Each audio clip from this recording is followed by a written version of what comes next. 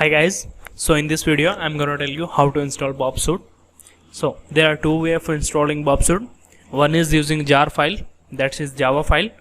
So if you want to install from Java jar file, you have to install Java version. I have installed Java version 11. Okay, and second one is exe.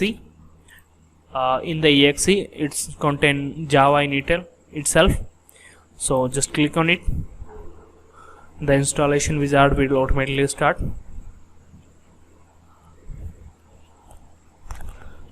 It can take some time.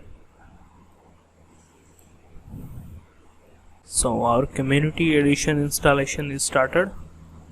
So you can see next, and it will automatically start. It's installing files, and yeah, there you go, and Burp Suite is installed. So you search for the community edition, and we have installed the Burp Suite community edition, and community edition is started. Delete this, close. We don't want to upgrade. Okay, so everything working fine. Yeah, so our Burp Suite is working fine. So thank you guys.